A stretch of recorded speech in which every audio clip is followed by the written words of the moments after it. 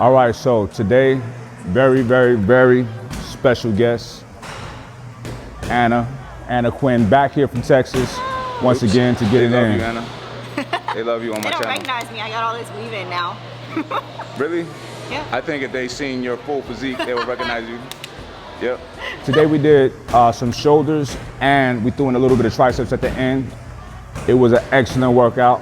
I typically put shoulders with biceps, but I did a little too much on my bicep this week. Some of you know I'm 13 weeks post-operation right now, so still kind of taking it easy. But nonetheless, the workout was excellent, and the pump is stupid. All right, so let's get right into the workout. First, we started with some warm-ups. We started with a shoulder press.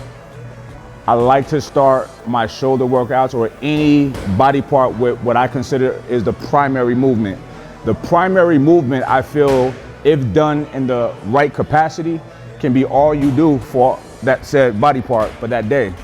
However, I wanted to throw in other movements anyway, because you guys will be bored just seeing a video with 1,000 sets of standing shoulder press. So, but I might do that one day, just for the fuck of it. Anyway, I didn't count the amount of sets we did.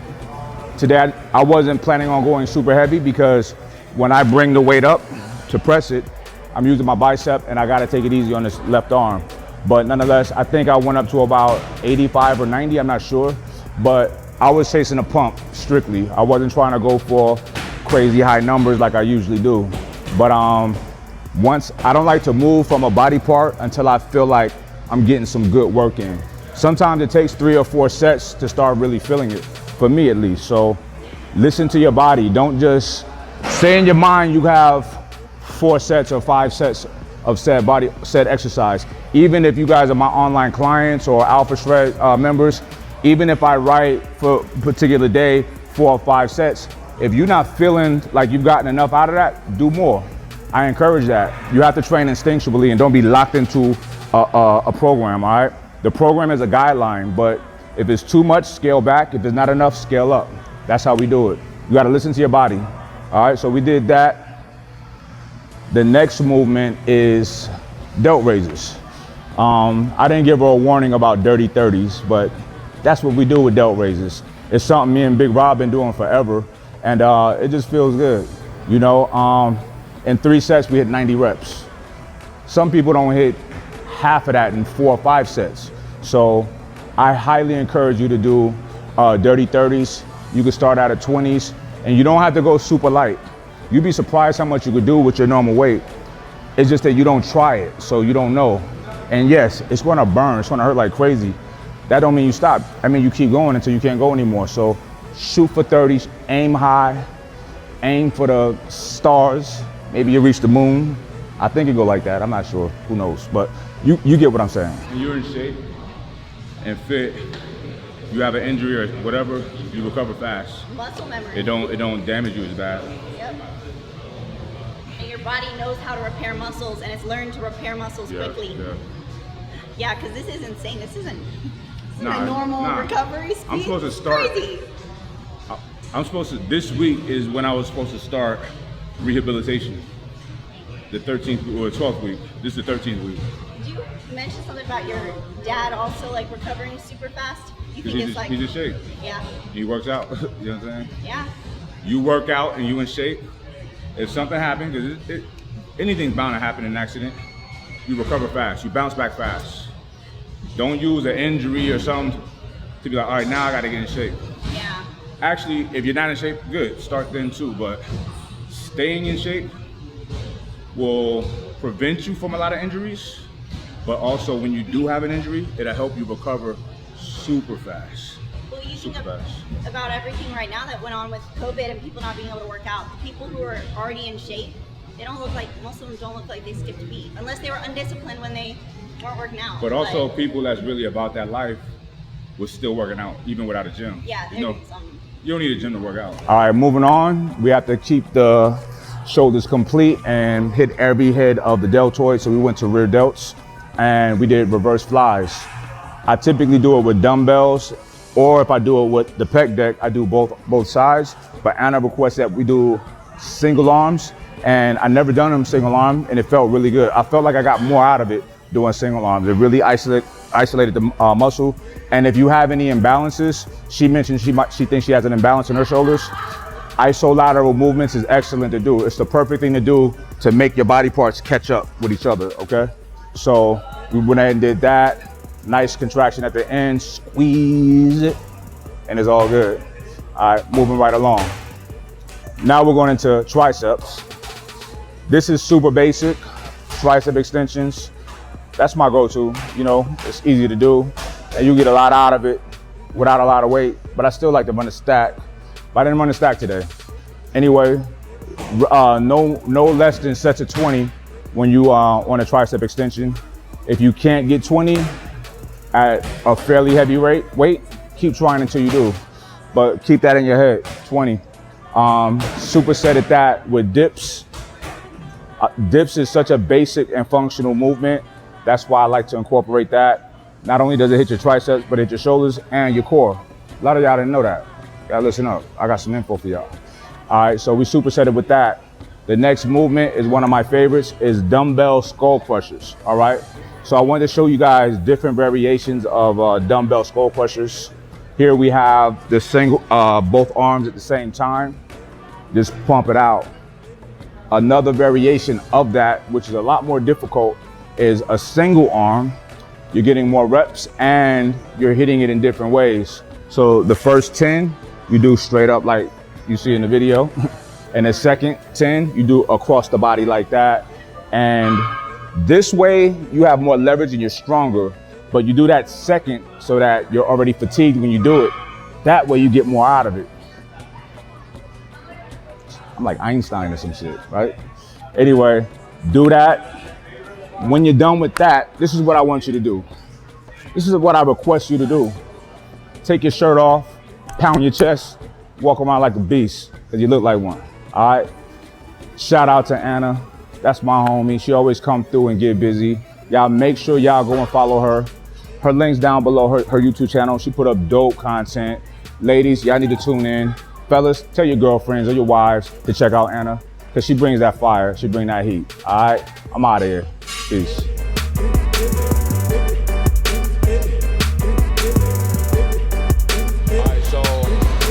My man Tomas is trying to make me become a drug addict, right? He told me that I'm too strong-minded to get addicted to anything, right? So, all right, let me hear the story. Okay, the reason why I say that you're not gonna get addicted, because I know you, Mike. You're a very mentally strong person, okay? When I was in the hospital and I lost my leg. Let me see it again. Hold on, let me put it up here.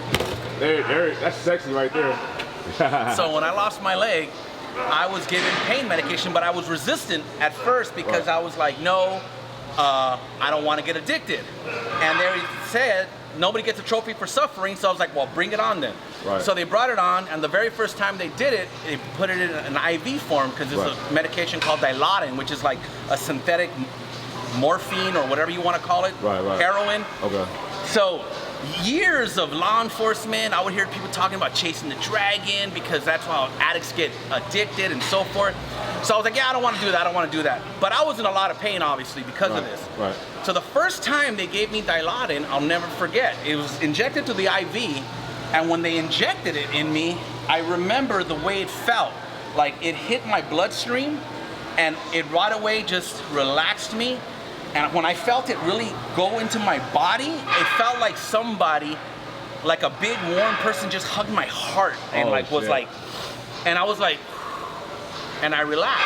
And did it make you happy? Did it put you in a good mood? Well, it lowered my heart rate. It knocked me out. Like, I was out with one unit. I was out. I was done. Right. And I was out. I woke up like 6 hours later. I was like, oh shit, this is good. I want more. Did you feel refreshed? Was it a restful, deep, restful sleep? Like, I mean, so much shit went through my mind. I was like, so this is why Michael Jackson would do this shit, you know, because he wanted that real good restful sleep. So we gotta formulate a pre-workout with this in it now. Well, I want to be a partner, because this was my idea. So okay, I want to be a partner. So how long were you in the hospital, and how long did you take it? 4 months. And I took it for 3 months and 29 days. Did you take it when you wasn't in pain? Yeah, because I was bored. Okay. I would tell the nurse, I'm like, hey, I would sit there and be like, you know what? I'm like frustrated. You get frustrated being in the hospital. And then I was in bed. I couldn't like walk around or anything. So mentally, I was very frustrated. And I would be like, hey, can I get something for the pain? And they're like, what's your pain level? They're like 6. Oh, we have a pill for that. I was like, no, I want the good stuff. She's like, you have to be at a 7. I go, I'm at a 9. Just hook me up. So I got used to it. But I was in the hospital, and then one day they came to me, they're like, you know what, we're looking at your charts, you're taking this too much, we're gonna have to wean you off. And I said, why?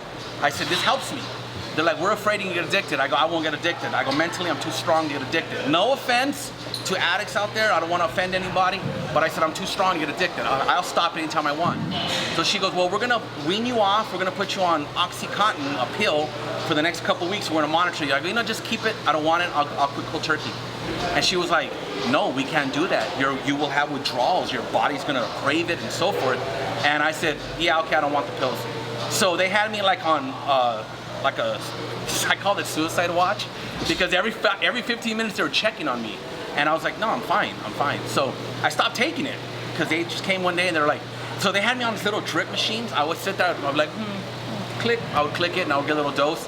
So when they came and they took it away, I was like, why are you taking that? That's like my buddy, that's my friend. And that's when they, separation anxiety. yeah, not at all. They took it, I was like, all right. I was bored. I started calling people, like, my phone is charged, let me reach out to people. When you was taking it, did you make any weird calls? Like, I love you, like calling people being emotional? And... No, I will tell you this though. When I was first there, and they gave me Percocet, true story. Right. They gave me Percocet, I started hallucinating. Like one day I woke up, it was like 1 o'clock in the morning, my brother was in the room with me, and I woke up and I looked at him and I said, hey, why is there a blue dragon on the wall? Oh shit. And he's like, there's no dragon. I'm like, I see the blue dragon right there. I literally saw like a dragon on the wall going like this. And I was like this. And so I was like, and I started like making a big deal, like, I see a damn dragon on the wall, don't lie to me.